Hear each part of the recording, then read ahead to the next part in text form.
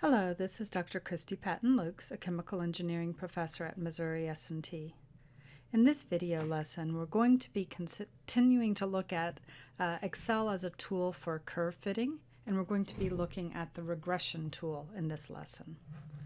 So let me bring up Excel, and here we have our graphing and the line fit using trend line that we had found earlier. What I want to do this time is discuss how we use these. So the whole purpose of doing this would be so that I can use this later. And so if I wanted to know what is y when x equals, I don't know, 1.834, okay?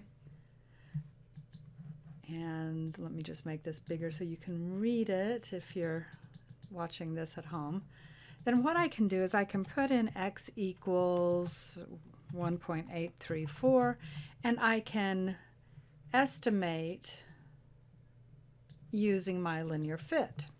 So y equals, and I have a couple of choices here. I can just copy in the numbers that I see in my trend line over here, so 17.211 times the x value minus 5.6145. Although I realize that I'm leaving out a lot of significant figures. So a better way to do it would be to estimate it by using where I've calculated the slope times my x plus my y-intercept. And you'll notice that it is, many digits out, but this is going to be better because it's using the full number of sig figs that Excel remembers. But this is for a straight line, and I don't have this kind of option for other systems. So another way that is going to be probably in many ways a better choice in terms of getting data that's usable is to use the regression tool. And so to do that, first you're going to need to add that in. Now, to do that, you want to go, at least the first time you're using that particular system, is go to File Options and then look at your add-ins. Okay, there it is. And here we have the Analysis Tool Pack, and that's the one that you want. Okay, so just make sure that that's in there. If it's down in this list, click on it and say Go, and then say OK. And you'll have that, and you'll find it on the Data tab. All right, so Data Analysis. This is what I want to do. So Data Analysis. Now I'm wanting to use, and there are many of these, you might learn to use them in another course, but we're going to do the regression tool. So just scroll through the list until you find regression and say OK. And it will bring up this little screen.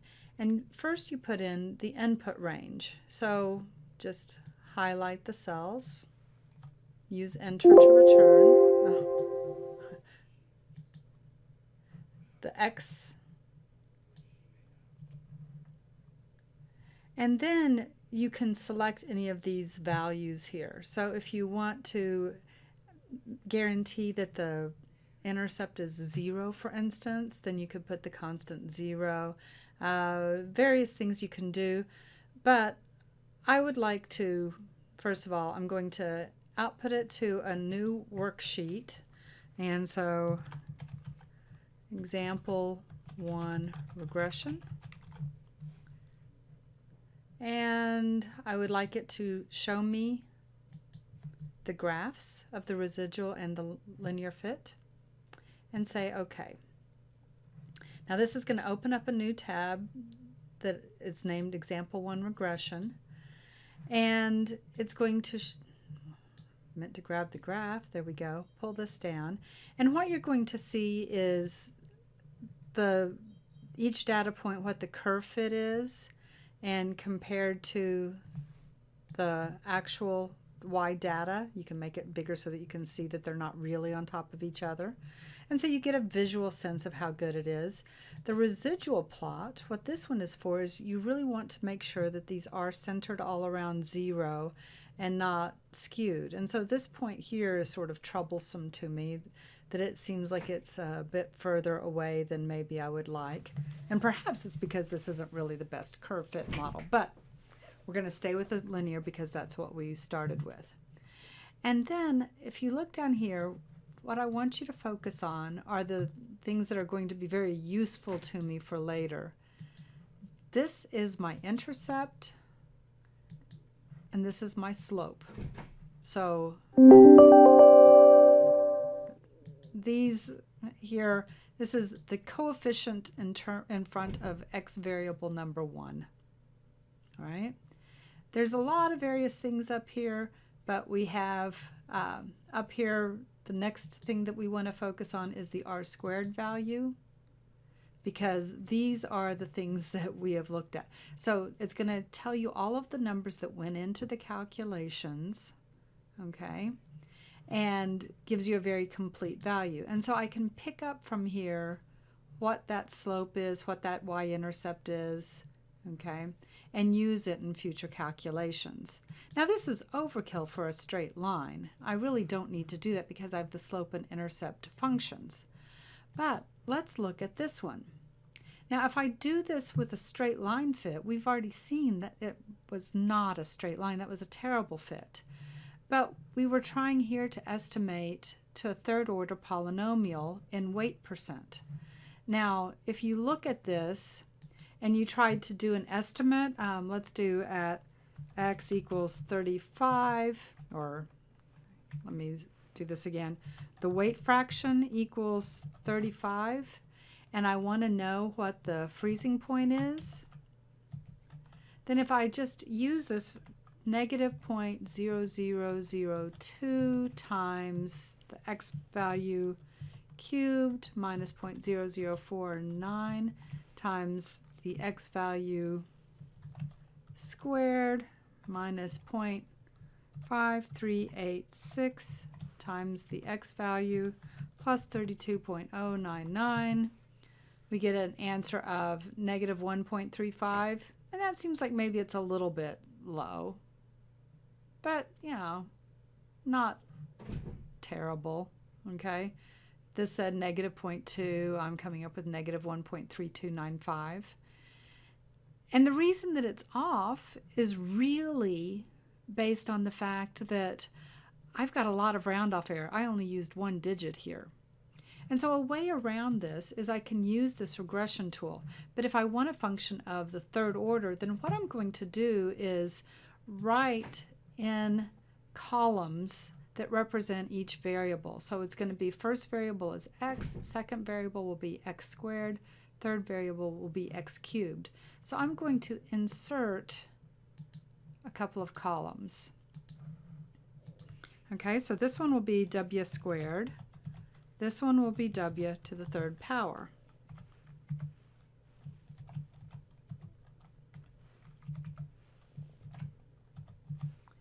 And if you wanted to do something with logarithms or just any function you wanted to, you could put those in. And now then, when I use the regression tool, let's look at that. So again, data analysis, find regression, say OK. And my y range will be these numbers here. So I'm going to be predicting temperature, that's my y. My x range is all of these columns. So w, w squared, and w cubed. This is going to go into a sheet called Example 2 Regression. And if I look at this, it's going to show me what happens for each of my various curve fits for each of the variables. And remember that some of these variables, so this was the variable cube, this is the variable squared, variable as a straight line, and these are my residual plots. And again, they all seem to be scattered around the 0, which is what I would expect.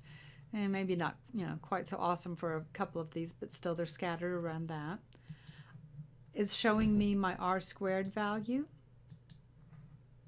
And now then, these are the things I want to really look at. So this is the intercept. So this is going to be that constant that we had. This, so variable 1 was my W. Variable 2 was my W squared, and variable 3 was my W to the third power. Actually, no, I've got those reverse. Yeah, no, I got that right. So this is W cubed. So first column, second column, third column, and these are the coefficients. So this times W, this times W squared, and this times W cubed. Now you can see that this is going to get me a really different answer. So if I put in, excuse me, if I put in a guess of W equals 3.5 and wanted to calculate this, then this says that I'm going to take this times that to the third power plus this times that to the second power plus this times my x value or W value plus my constant, my intercept. And so we get an estimate. Oh, I think I used a different number than I used before, didn't I? 3.5, not 35. Okay, so it's up here. I can put in 35 to be the same number as we were doing before, and we get negative 0.216, which is much closer to the correct estimate than what this was, right? Because I'm not having that round off. But here's the problem. If I do this and I say, oh, wait, I had a number error here. This wasn't negative 17.5. I copied that wrong. It was negative 19. It does not update this, okay? So the regression tool does not update, and I have to actually go through and rerun the regression tool every time I make any change to my data. So that's the downside of using the regression tool. But it provides information, and a lot of this you'll learn about when you take statistics courses, so I'm not really going too much in depth on some of these details, but you will see some of these other error estimates that we talked about in the videos before. So this is how we use the regression tool. There's one last tool we're going to learn to use, and that's the LinEst tool, and we'll look at that in our next lesson. Thank you very much for your time.